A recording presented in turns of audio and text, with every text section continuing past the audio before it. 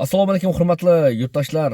Mana o'zingizlar ko'rib turganlaringizday, bugun 17-yanvar 2026-yil 16-yanvar kuni Tatbiqchi axborot agentligining komandasini apar bosib tashlagan.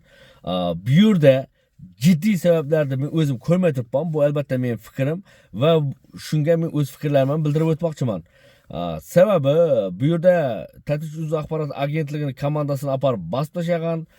Bu yerda jiddiy sabablar ham bastırışına asaslı sebeplerim görmey turibman. Biroq buni aybi yo'q, ayb bulan aybsiz demoqchi emasman. Aybi ham bor albatta, biroq bu men fikrim, aybi bor degan narsa bu mening fikrim albatta. Bu jurnalistlar va blogerlarga endi bu nima deb tushunsak bo'lar, qandaydir bosim yoki qandaydir bir ruhiyatini tushirish, xalqqa bir xalis xizmat qiladigan endi chiqib ketgan yosh blogerlarimiz bor. Keng xalqning muammolarini kengdan yoritib berish, ijtimoiy tarmoqlarga joylash jilenalarini barchasini qurib tashlayotgan o'xshaysizlar. Sababi biz endi ijtimoiy tarmoqlarda va shunga fikr bildirayotgan blogerlarni ham ko'rmay qoldik choti. Sababi albatta bu bunaqa hodisadan keyin biz albatta ko'rmay qolamiz sabab ularni. Nima uchun deganda Tatbiqchi axborot agentligining komandasini apar bosib tashladilar. Ular endi tergov endi boshlangan bo'lishi mumkin. Endi o narsaga o'zi 16-yanvar kuni ushladilar. 16-yanvar kuni barcha ijtimoiy tarmoqlarga videolarni chiqarib tarqatib tashladilar. Meningcha bu tuhmat deb o'ylayman. Sababi nima uchun tuhmat? Bu tergov tugab, sotning hukmi chiqqanga keyin bu tuhmat deb o'ylayman. Sababi har qanday голосовойlarni ham ko'rsatyapsizlar. Qandaydir videolarni o'chirish uchun to'lamachilik, endi pul so'rayapti deb aytyapsizlar. Bu albatta ekspertizadan o'tish kerak. Ekspertiza xulosalari bo'lish kerak, например, deb o'ylayman.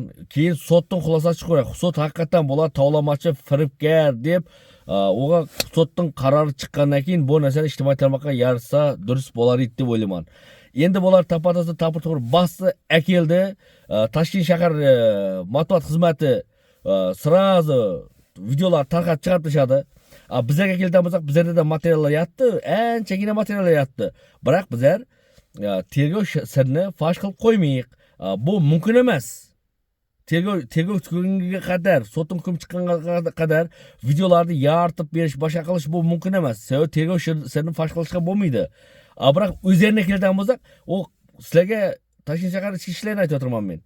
Sizlarga o'sha qiziq o'tirgan tergov sirri boshqa sizlar yoritib chiqarib berasizlar mumkin emas sizlarga. Shunda sizlarga mumkin, biz blogerlarga mumkin emas shunda o'sha narsani yoritib berish. Men shu narsalarga tushunmay turibman. Bu mening fikrim. Toshkent shahar ichki ishlar tarafidan chiqarayotgan videolar, bo'yniga qo'yayotgan ayblovlar, qandaydir moddalar bilan asoslantirib ko'rsatib beribsizlar. Bular hozircha tuhmat deb o'ylayman. Sababi bu 100% jinoyatchi deb aytishga bo'lmaydi bularni. Nima uchun deganda buni sot chechadi, ya sot unda bizga sot kerak emasmi? Sotning hukmi, unda tergov degan narsa kerak emas-ku. Buni aytdi desak, aytdi deb chiqarib tashlaymiz-ku. Unda bizlar ham hammamiz shu narsa ishlashak bo'ladigan chiqar unda. Voshib tushunmadim. Azmat Tatbiqchi axborot agentligini Toshkent shahar matbuot xizmatining chiqargan videosini mana qisqacha qo'yib o'taman, ko'rib o'tinglar. Lekin bu to'g'ri emas. Bu yaxshi emas. Sababi sotning qarori chiqib va undan keyin borib bu videolarni xalqqa joylashak bo'ladi. Bular to'lamachi, firibgar ekan degandek. Va undan boshqa endi to'g'ri murojaatlar kelib tushadi. Bu ommaviy axborot vositalari, jurnalist va blogerlar davlatdan hech qanday oylik haq olmaydi.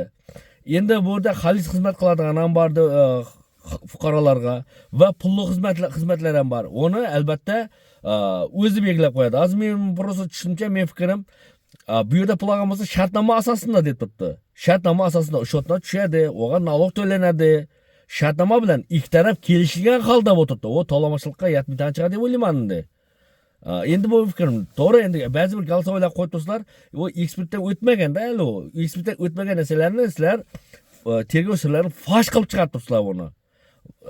Endi bu nima maqsadda chiqaryapsizlar, uni bilmadik. Tatbiqchi axborot agentligining komandasi kimnidir bir domini sal qo'shtirnoq ichidagi mutasaddilar deb qo'yamiz-ku, ya mutasaddilarmi, vallamatlarmi yerda oyoq uzilgan. Shularning bir domini bosib qo'ygan o'xshaydi asla. Shuning uchun bularga mumkin bo'laveradi. Tergov qiziq emas, sotning qarori qiziq emas.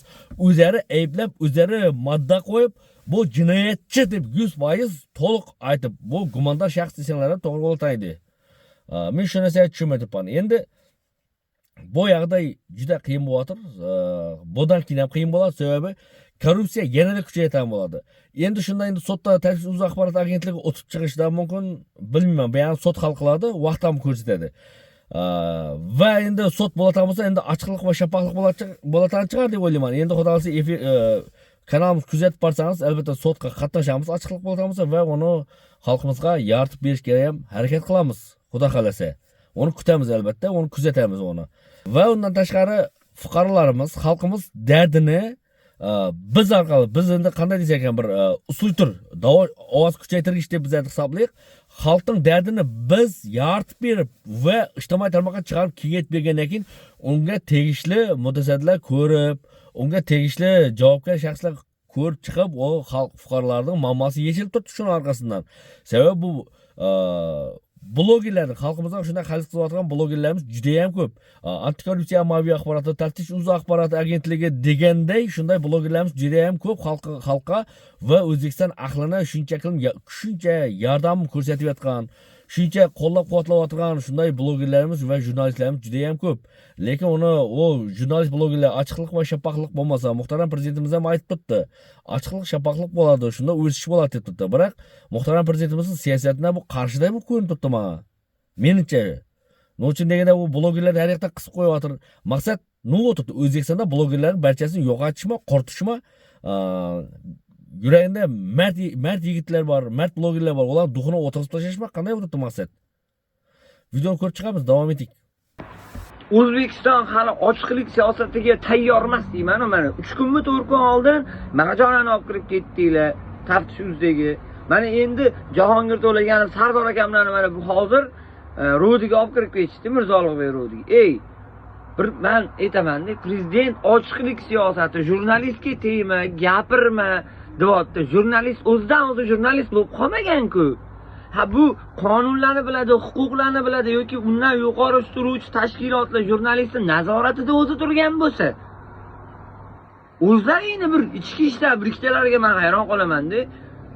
Orqangda shaltog'ing bo'lmasa, o'zingga uverinli bo'lsang, jurnalistga tegma, jurnalistga osilma. Hali bor-da, O'zbekistonga hali ochiqlik siyosatiga bor. Mana ketamiz hozir Mirzo-Ulug'bek Rodiga, ko'ramiz qani nima bo'lar ekan. Bu ketishda kelajak hech narsa bo'lmaydi, to'g'risi. Bu ketishda qonunlarga ishonch ham bo'lmaydi. Bu ketishda hech narsaga ishonch qolmaydi. Bu ketishda bu mamlakatda aqlli odamlar tark etishni boshlaydi. Bu ketishda bilmadim, bu kimlar bilan qoladi? Bu ketishda bu mamlakatda tabiat o'ladi, kelajagi bo'lmaydi.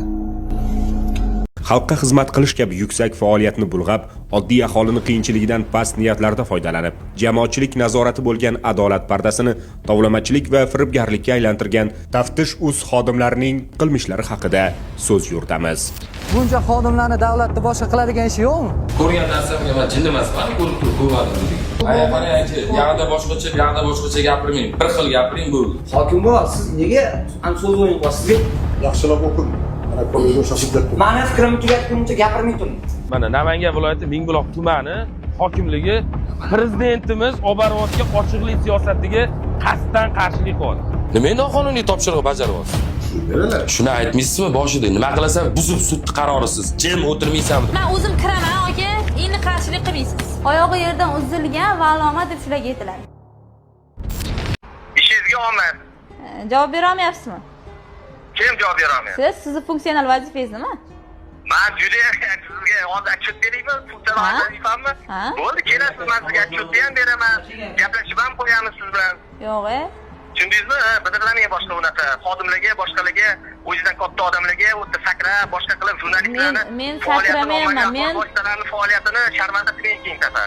Kim sharmanda qildi? Biz hamma tugayali yuribdi-man. Haligi ommaviy axborot vositasi vakiliman ishga sizda. Yo'q-e. Xuddi shunaqa. Bu aka, bizlarni bunaqa muomala qilishimiz sizga o'xshab qonunni bilmasligidan. Hozirda mazkur jinoiy guruh a'zolari Jinoyat kodeksining 139-moddasida nazarda tutilgan boshqa shaxsni sharmanda qiladigan uydirmalar tarqatib tuhmat qilish, 168-moddasida nazarda tutilgan firibgarlik, 165-moddasida nazarda tutilgan tovlamachilik, 244-6-moddasida nazarda tutilgan yolg'on axborot tarqatish jinoyatlarini sodir etganligi aniqlanib, ularning barchasi protsessual tartibda ushlangan. Internet foydalanuvchilarida yuqoridagi shaxslarning chiqishlaridan, davlat organi xodimlariga munosabatidan bular xalqqa yordam berayotgan edi degan xato fikrlar tug'ilishi mumkin. Aslida esa ushbu jinoiy guruh aholi murojaatlari bilan ishlash tizimini oyoq osti qilib, oddiy xalq muammolarini daromad manbaiga aylantirib olgan. O'zbekiston Respublikasi Konstitutsiyasi bilan so'z erkinligi kafolatlangan. Ochiqlikka, jamoatchilik nazoratiga otlangan har bir fuqaro birinchi navbatda bu faoliyat katta mas'uliyat ekanligini, uni suiiste'mol qilish og'ir oqibatlarga olib kelishini, shuningdek, qat'iy javobgarlikni talab qilishini tushunishi lozim. Shu bilan birga ochiqlikni niqob qilib olib, xalq ishonchini oson pul topish manbai, davlat idoralari hamda huquqni muhofaza qilish organlariga tahdid qilish quroli, jamoatchilik nazorati institutini omma kayfiyatiga ta'sir qilish instrumentiga aylantirib olganlar ham yo'q emas.